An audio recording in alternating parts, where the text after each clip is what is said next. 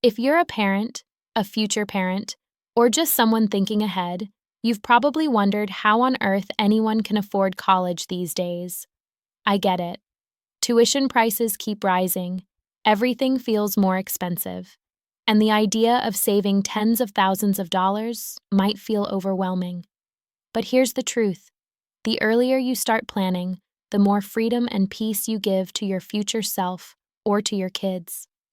Today, I want to talk about something that often gets overlooked or misunderstood: the difference between a 529 plan and a Coverdell ESA, two tools that can completely change the way you approach college savings.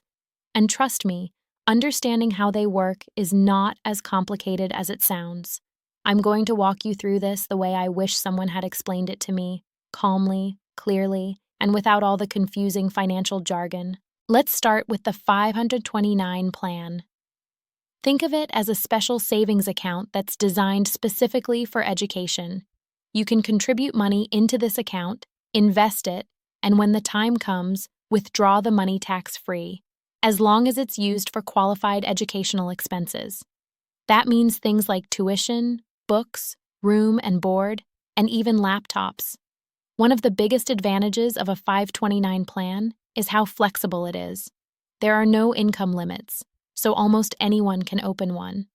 And you can contribute large amounts, sometimes even over $300,000, depending on your state. Plus, many states offer a tax deduction or credit for your contributions. That's free money back in your pocket. But here's what really surprised me when I first learned about it. The 529 plan isn't just for college. Since recent changes in the law, it can now be used for K through 12 education in some cases, apprenticeship programs, and even student loan repayments. That kind of flexibility makes it way more powerful than people realize. Now let's talk about the ESA, which stands for Education Savings Account, sometimes called a Coverdell ESA. This option also allows your investments to grow tax-free if used for education. But the structure is different. There's a contribution limit of $2,000 per year per child, and unlike the 529, ESAs have income limits. That means if you earn above a certain amount, you might not be eligible to contribute. So why would anyone choose an ESA over a 529? The answer lies in control.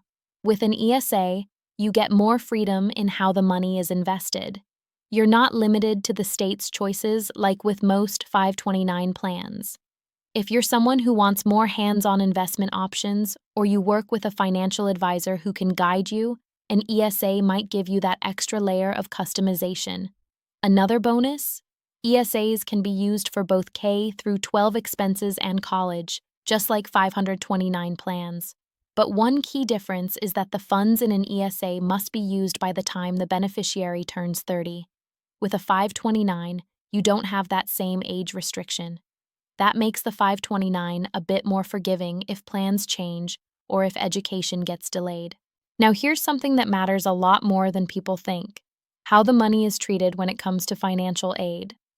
Generally speaking, assets held in either a 529 plan or an ESA are considered the parent's assets, not the student's. That's a good thing. It means they have a smaller impact on financial aid eligibility compared to assets held in the student's name. So, how do you choose? What makes more sense for your situation? That's what we're going to dive into next. We'll compare the real-world pros and cons of each, explore how families are combining both strategies, and help you figure out which plan could best serve your financial goals and your child's future. Stick with me because this part might save you thousands and bring you a lot more clarity. Let's get into the real decision-making part. You've got the 529 plan on one side, flexible, generous with contribution limits, and designed for the long haul. On the other side, there's the ESA, smaller, more precise, with added control for those who want to shape their own investment path. So how do you decide which one is best for you? If your main goal is to build a large amount over time, the 529 plan usually comes out ahead. You can invest more, get possible state tax benefits, and use it across many levels of education.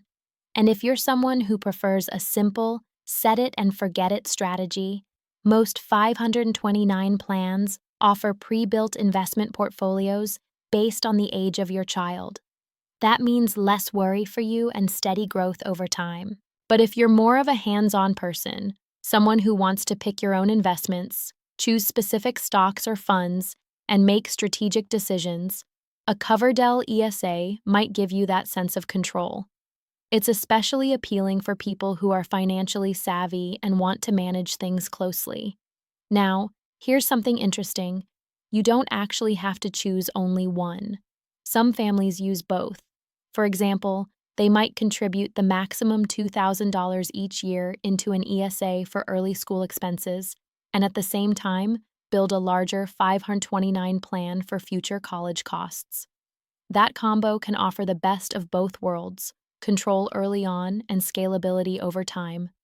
Let's also talk about some mistakes to avoid. First, don't wait too long to start. Even small contributions can grow significantly with time. Starting when your child is born, even if you're only putting in $50 or $100 a month, can lead to powerful results. Second, make sure you check your state's specific benefits. Some states give you a tax break for 529 contributions, but others don't. And some have their own plans with extra perks. Knowing the rules where you live can put more money back in your pocket. Third, keep in mind the deadlines. For example, with an ESA, you can't contribute once the child reaches age 18, and you have to use the funds by 30. A 529 plan doesn't have these limits, so it gives you more flexibility if life takes unexpected turns. And finally, communicate with your child as they grow. Let them know what you're doing, how the money is building, and why you believe education is an investment in their future. That conversation, those values, are often even more powerful than the dollars themselves. Saving for college isn't just about money, it's about creating freedom. It's about giving someone you love the chance to focus on learning, growing, and building their life without the heavy weight of debt on their shoulders. You don't have to be rich to start saving. You just need a plan, a little bit of consistency, and the belief that your effort today will make a huge difference tomorrow. If this video helped you see things more clearly or gave you a fresh idea to take action, I invite you to subscribe to the channel and activate the bell. That way, you won't miss any of the next videos on financial planning, investing, and building a future that truly reflects your values. Together, we can build something meaningful, one smart choice at a time.